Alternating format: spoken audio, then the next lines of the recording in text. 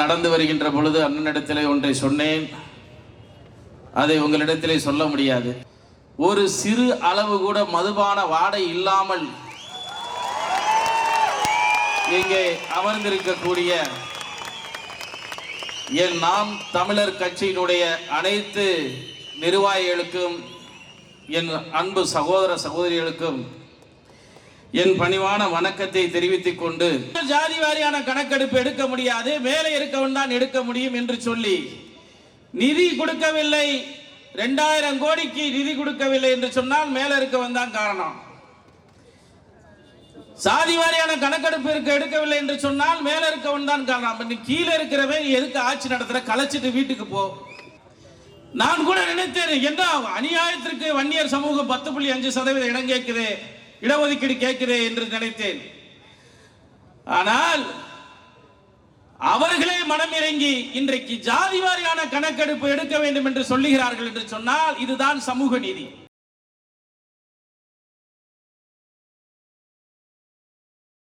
வாழ்ந்து மறைந்த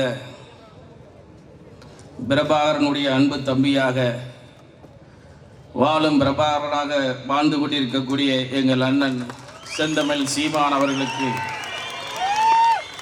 என்னுடைய பணிவான வணக்கத்தையும் மரியாதையும் தெரியப்படுத்தி கொண்டு, தமிழ் சமூக கூட்டமைப்பை சேர்ந்த தமிழர்களுக்கும் தலைவர்களுக்கும், தென்னிந்திய ஃபார்வர்ட் பிளாக் கட்சியினுடைய அமைப்பு செயலாளர் தங்கம்ஜி, வட சென்னை மாவட்ட தலைவர் பழனி தாஸ் உள்ளிட்டவர்களை வணங்கி, நான் நடந்து வருகின்ற பொழுது அண்ணனிடத்திலே ஒன்றை சொன்னேன், அதை உங்களிடத்திலே சொல்ல முடியாது. ஆனால் இவ்வளவு ஒரு கட்டுக்கோப்பாக, இவ்வளவு ஒரு ஒழுக்கமாக, ஒரு சிறு அளவு கூட மதுபான வாடை இல்லாமல் இங்கே அமர்ந்திருக்கக்கூடிய என் நாம் தமிழர் கட்சியினுடைய அனைத்து நிர்வாகிகளுக்கும், என் அன்பு சகோதர சகோதரிகளுக்கும் என் பணிவான வணக்கத்தை தெரிவித்துக் கொண்டு, நான் பல்வேறு வரலாறுகளை பேச விரும்பவில்லை. நான் எப்படி பேசுவேன் என்று என்னோடு இருப்பவர்களுக்கு தெரியும். உரிக்க ஒண்ணுமே இல்லாத திராவிடத்தை உரித்து பார்த்ததிலே நானும் ஒருவன். அதனால் நான் நேராக விஷயத்துக்கு வருகிறேன். ஜாதி வாரியான கணக்கெடுப்பு எதற்கு எடுக்கப்பட வேண்டும் என்று சொன்னால், இங்கே பல்வேறு தலைவர்கள் வந்திருக்கிறார்கள், அந்தந்த சமூகத்தை சேர்ந்தவர்கள். ஆறுமுக கவுண்டரை கேட்டால் 2 கோடி சொல்லுவார். அண்ணன் ஏர்போர்ட் பொறுத்தையை கேட்டால் அவர் கொஞ்சம் சிகப்பா இருக்காரு, 3 கோடி சொல்லுவார். இங்க கவிக்குமாராக இருக்கட்டும், முத்து ரமேஷ் நாடாராக இருக்கட்டும், பூமிநாதனாக இருக்கட்டும், அவர்கள் ஜாதி பெருமை என்ற பேரிலே சொன்னா ஒரு 40 கோடி வரும். ஆனால் தமிழ்நாட்டில் இருப்பவர்கள் எத்தனை பேர் என்று சொன்னால் 8.5 கோடி தான். இதுதான் திராவிட சூழ்ச்சி. வருகின்ற பொழுது ஒரு கோஷமிட்டார்கள் தாய்மார்கள், அள்ளி கொடுக்காதே அளந்து கொடு என்று சொன்னார்கள். அதுதான் சமூக நீதி. இந்த நாட்டிலே பிறக்கக்கூடிய 100% மக்களுக்கும் சமூக நீதி கிடைக்க வேண்டும் என்று சொன்னால் ஜாதி வாரியான கணக்கெடுப்பு இருக்கப்பட வேண்டும். இதில் என்ன கொடுமை என்று சொன்னால், 1881 ஒரு ஆங்கிலேயர் எடுத்த ஜாதி வாரியான கணக்கெடுப்பை வைத்துத்தான் ஜேம்ஸ் முதற்கொண்டு இங்கே விகிதாச்சார அடிப்படையிலே சலுகைகளை வழங்கியிருக்கிறார். ஜாதி வாரியான கணக்கெடுப்பு இல்லாமல் எப்படி சமூக நீதி பிறக்கும்? 100 பேர் வேலை செய்யக்கூடிய ஒரு இடத்திலே 10 லட்சம் ரூபாயை பங்கிட்டு கொடுக்க வேண்டும் என்று சொன்னால் அதை எப்படி பங்கிட்டு கொடுப்பது? சூப்பர்வைசர், மேனேஜர், ஸ்கில்டு லேபர், இப்படி தனித்தனியாக இருப்பவருக்கு எப்படி சமமாக பிரித்து கொடுக்க முடியாதோ அதே போலத்தான் ஜாதி வாரியான கணக்கெடுப்பை எடுக்காமல் இது எதுவுமே செய்ய முடியாது. இந்தியாவிலே முதலாக காக்கா காலிஸ்கரினுடைய ஆணை ஜாதி வாரியான கணக்கெடுப்பு இந்தியா முழுவதும் எடுத்ததிலே 2399 ஜாதிகளை எடுத்தார்கள். அதிலே 833 ஜாதிகளை பிசி எம்பிசி என்று பட்டியலிட்டு அவர்களுக்கு உரிய விகிதாச்சார அடிப்படையிலே நிலங்கள் வழங்கப்பட வேண்டும், தொழில்கள் வளர்ச்சி பெற வேண்டும் என்றால் அவர்களை முன்னேற்ற வேண்டும் என்று சொன்னார்கள். அதுவும் செய்யவில்லை.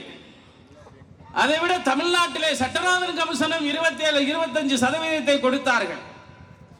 விபி சிங் 27% கொடுத்தால் தன் ஆட்சியே போய்விடும் என்ற நிலை இருந்தாலும் கூட 27% பிசி பிற்படுத்தப்பட்ட மிகவும் பிற்படுத்தப்பட்ட மக்களுக்கு கொடுத்த ஒரு மனிதன் விபி சிங். இந்த இடத்திலே 3 பேரை நாம் ஞாபகப்படுத்தி ஆக வேண்டும்.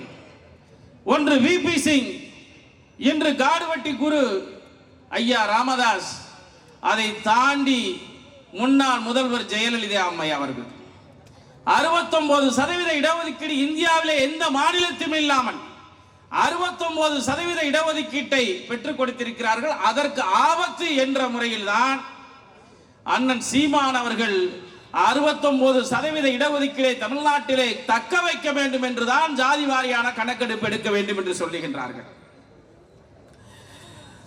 மேலும் சட்டமன்றத்திலே திரு ஸ்டாலின் அவர்கள் ஜாதி வாரியான கணக்கெடுப்பு எடுக்கிறோம் என்று சொல்லி அனைத்து கட்சி கூட்டங்களை கூட்டி அனைத்து ஆதரவும் பெற்ற பிறகு அவர் சொன்ன அடுத்த வார்த்தை, நாங்கள் ஜாதி வாரியான கணக்கெடுப்பு எடுக்க முடியாது, மேலே இருக்கவன் தான் எடுக்க முடியும் என்று சொல்லி நிதி கொடுக்கவில்லை. 2000 கோடிக்கு நிதி கொடுக்கவில்லை என்று சொன்னால் மேலே இருக்கவன் தான் காரணம். சாதி வாரியான கணக்கெடுப்பு எடுக்கவில்லை என்று சொன்னால் மேல இருக்கவன் தான் காரணம். கீழே இருக்கிறவன் எதுக்கு ஆட்சி நடத்துற, கலைச்சிட்டு வீட்டுக்கு போ, உனக்கு எதுக்கு இந்த ஆட்சி அதிகாரங்கள் எல்லாம்? நாங்கள் எல்லாம் எப்படி வாழுகிறோம் என்று சொன்னால், திரைப்படங்களிலே அண்ணன் களஞ்சியம் இருக்கிறார், அவர் காட்டும் தேவர் போல நாங்கள் வாழவில்லை, சின்ன கவுண்டர்கள் போல ஆறுமுகம் கவுண்டர் வாழவில்லை, ராசுபடையாட்சி போல வன்னியவர்கள் வாழவில்லை, அடித்தட்டு மக்கள் வாழ்வாதாரம் இல்லாமல் தவிக்கிறோம், நாங்கள் வாழ்வதற்கே வழி இல்லாமல் தவிர்க்கிறோம். சினிமா பிம்பங்களை பார்த்து இவர்கள் எல்லாம் ஆண்ட ஜாதி அதிகார ஜாதி என்று நினைத்துக் கொண்டிருக்கிறீர்கள். ஒருவரை பார்த்து நாம் அந்த ஒட்டுமொத்த சமூகத்தையும் அளந்து விட முடியாது.